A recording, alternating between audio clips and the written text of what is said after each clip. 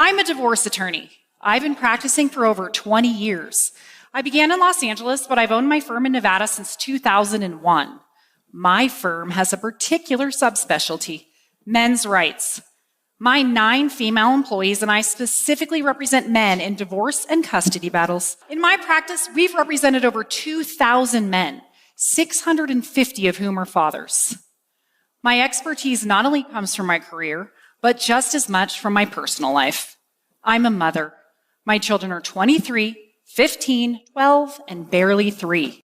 What has 20 years of representing men in family law as a wife, mother, and daughter taught me about fatherhood? Allow me, if you will, to start with the second thing I learned about fatherhood. Men parent differently than women, big surprise. But their influence is crucial in the development of their children.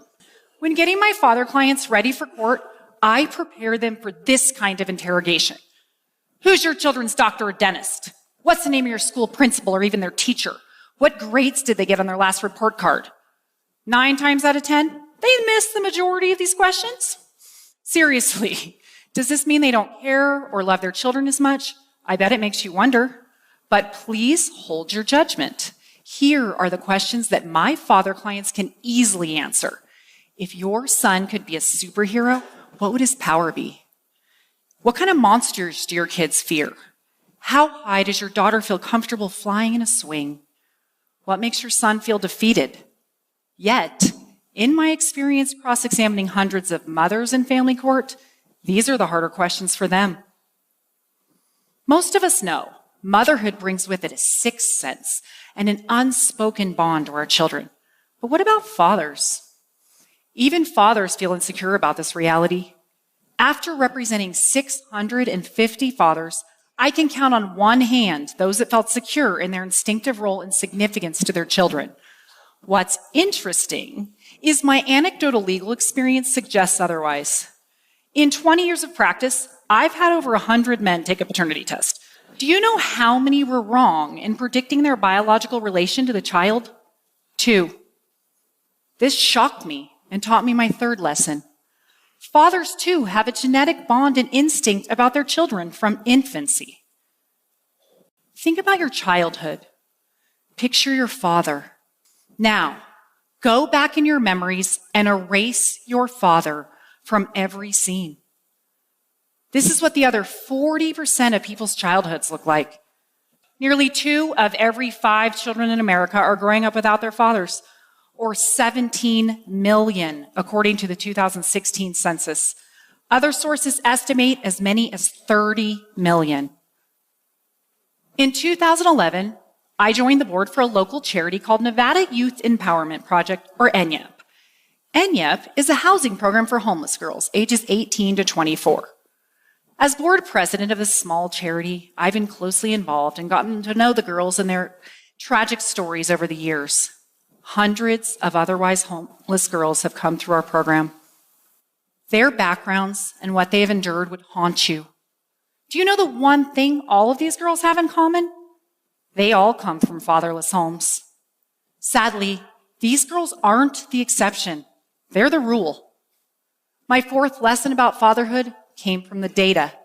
According to the Center for Disease Control, children from fatherless homes account for 90% of all homeless and runaway kids, 71% of high school dropouts, and 63% of youth suicides. While you listen to me speak, you have to be wondering, what makes fathers so crucial?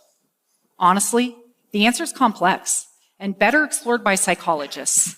What I can tell you is that the data unequivocally tells us fathers are vital, and yet laws and society undervalue their importance, making it harder for them to be in their children's lives.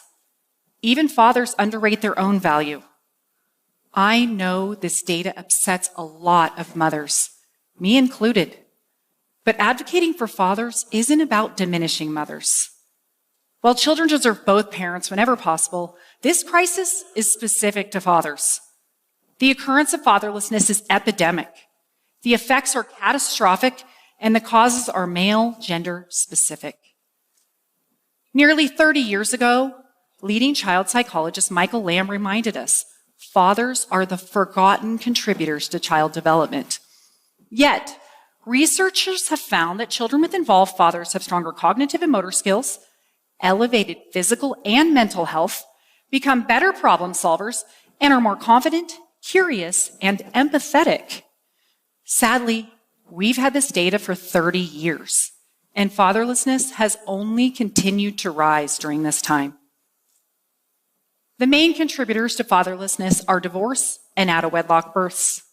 Every 13 seconds, someone in America gets divorced. That equates to almost 2.5 million divorces a year. Currently, more than 40%, or 1.5 million babies, are born out of wedlock each year in the US. And this brings me back to the first and most significant thing that my career has taught me about fatherhood. Family court is one of the critical places where fathers are disadvantaged, and this hurts kids. Historically, this maternal preference was solidified in the tender years doctrine, which mandated custody of children under age 4 be awarded to mothers. This doctrine was in use until the 80s. As the laws progressed, visitation for fathers improved, but it took a lot of years before the law was finally gender equal. In fact, it wasn't until 2017 that Nevada finally adopted a presumption for joint physical custody. When I began my practice, and until 10 years ago, the best my father clients could expect was every other weekend visitation and maybe a dinner on the off week. While significant legal progress has been made, this long-standing bias against fathers still occurs in the enforcement of custody orders, in child support rulings, and it exists in paternity laws. All the while, the number of kids growing up without dads continues to rise. Between 1960 and 2016, the percentage of children growing up with just mothers nearly tripled, from 8 to 23%. Paternity laws desperately need more reform to protect the 40% of children born out of wedlock each year in the US. Right now, once custody has been ordered, it's illegal to remove a child from their father, usually a felony.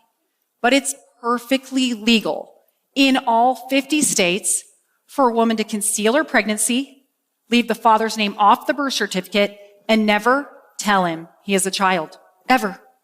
How is this not kidnapping?